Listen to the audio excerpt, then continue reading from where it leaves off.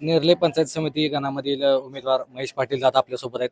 दादा, उमेदवारीचा काळ आहे, आता आपण उमेदवारी जाहीर झालेली आहे अधिकृतरित्या. आज प्रचार शुभारंभ झालेला आहे. काय वाटतंय आता हे सगळा समूह बघून?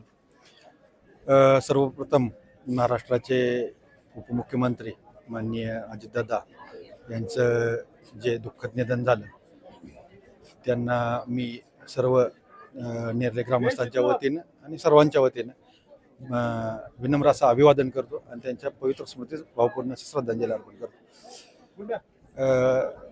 पंचायत समिती आणि जिल्हा परिषदेच्या या निवडणुकीच्या निमित्ताने आज कासेगाव गटामध्ये जो प्रचाराचा नारळ शुभारंभ करण्यात आलेला आहे, यानंतर एक उत्साह आमच्या संपूर्ण गटामध्ये पूर्वीपासून होताच, परंतु आजपासून एक वेगळं वातावरण तयार झालेलं आहे. हा जे कासेगाव जिल्हा परिषद गट म्हणजे माननीय नामदार जयंतराव पाटील साहेबांचा बालेकिल्ला म्हणून समजला जातो.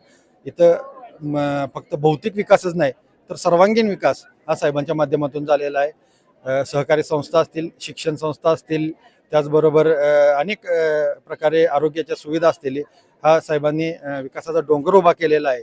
आणि या सर्वांच्या ताकदीवरती, पुरोगामी विचारांच्या ताकदीवरती, तालुक्यातल्या सर्व आमच्या नेत्यांच्या ताकदीवरती आम्ही ही लढाई सहज जिंकू असा मला विश्वास वाटतो. काय आव्हान कराल मतदारांना? कारण मतदारांना सुद्धा आता घर टू घर प्रचार सुरू होतोय तुमचा, काय आव्हान कराल त्यांना? हा क्रांतिकारकांचा तालुका आहे.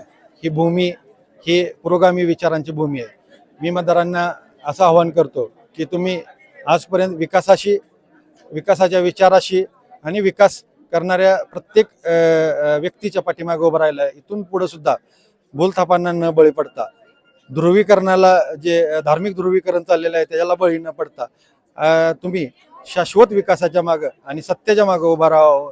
आणि ही जनता नक्की त्या शाश्वत विचाराच्या आणि साहेबांच्या मागे उभा राहील असा मला विश्वास आहे.